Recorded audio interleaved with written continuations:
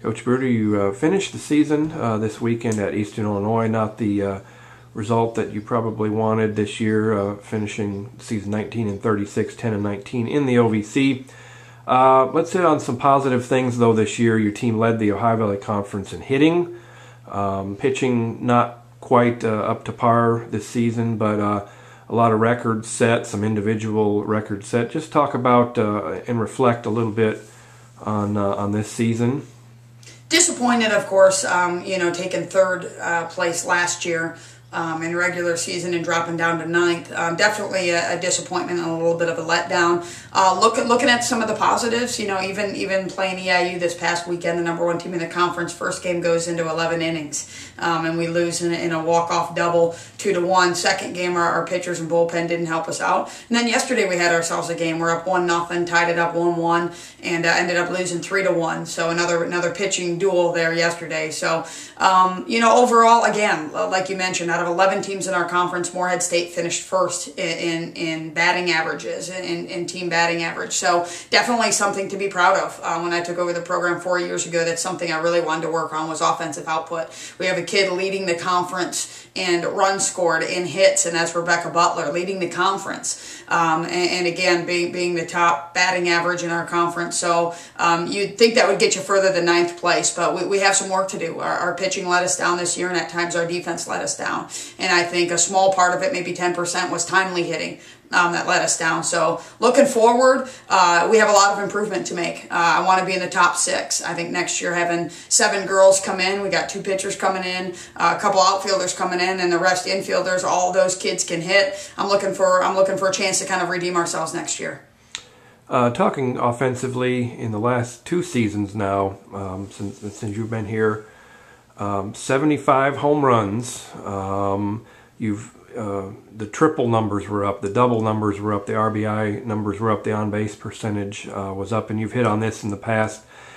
Kids are more mature this year, but what can you take from this season offensively? And even though you're going to lose Rebecca Butler, your top hitter, as you head into the fall and into next season, what can your team and hopefully your players take offensively into next year?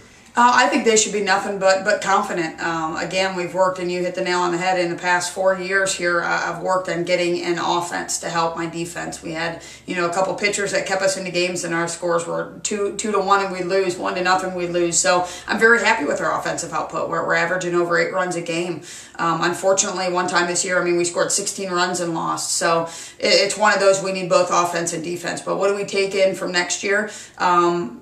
Hitting. Like you said, our off season, I contribute a lot of our success to our off season workouts. Not only lifting and conditioning, but going for a couple mile run jogs here and again. It's getting your body in physical condition to be able to last 7 innings. In our case, on Saturday, 11 innings in one game when it's 85 degrees. So we started a couple freshmen this year.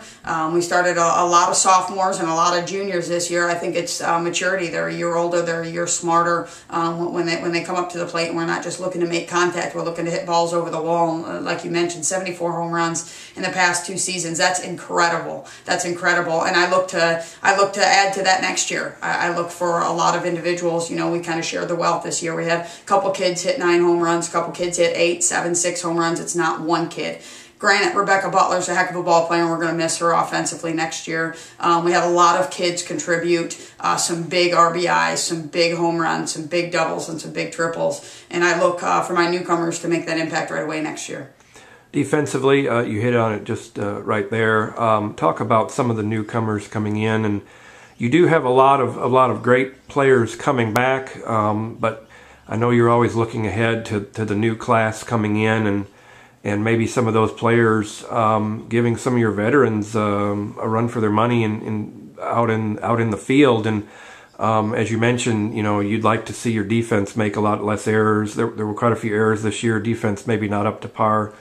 So talk about the incoming class and what they will bring next year. Absolutely. I think one thing our program prides itself on is There's no secure position. Whether you're a senior, you don't get that job. You have to earn your job.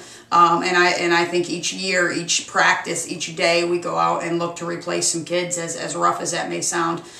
Defense did not do their part this year. Again, pitching let us down tremendously this year, so we brought in 2 pitchers, Katie Post out of Volunteer Community College. It's going to be a great lefty shooter for us next year in the circle, so I'm really looking forward to having her. Brittany Chapman, a true freshman coming in next year, a great down ball pitcher. I think those 2 will certainly help our pitching rotation next year. Followed with a kid to watch next year would be Adrena Anderson, transferring from the University of Tennessee. This kid's smoking quick, so I think she's going to not only get on base, I think she's going to steal some bases. And we got a couple of infielders. I think Casey Cromwell's a utility, just an athlete who's going to either be behind the plate or if she's not going to be behind the plate, she's going to be somewhere on the infield. The kid can flat out hit, and she's a baller. You know, we have Katie Riley coming from Naples, Florida. This kid just fell short of a state championship, plays in one of the best programs in the nation down in Florida. Katie Riley is going to take over for Rebecca Butler at third. And I don't think she's going to catch her offensively in 1 year, but she's got a lot to contribute offensively and defensively. And then you got a kid, Kara Arsenault, who's a utility player for us, who can play anywhere. She can play in, out, and this kid's a baller. She'll do whatever you ask her to do. She's a dirty player. And our last one is Kyle Nakona, an outfielder that I think is going to do great work for us. Coach, you know, realizing this is not the season that you had envisioned, but what do you do, you know, after a season like this? And I know that you know, have a lot of pride in your coaching staff and in yourself and in these players.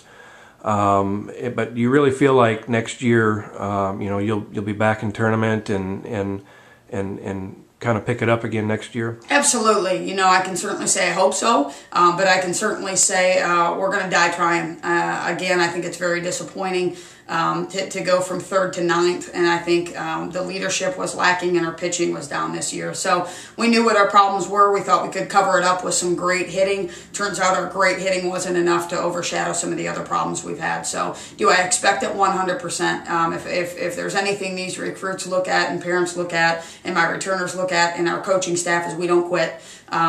Season ended for us yesterday. I got 2 coaches out on the road recruiting. We always try to make ourselves and our program and the kids we currently have better and stronger. So we're going to get back on the horse. We're going to work hard. In this conference, you have a lot of good teams. And to have 11 teams in a conference, which is a ton, and only top 6 make it, you have to be sharp and you have to be disciplined in all areas. And unfortunately, this year we're not disciplined in all areas. Coach, we will talk with you next fall, hopefully. Hope for better things, and thank you for if not memorable season. Thank you so much.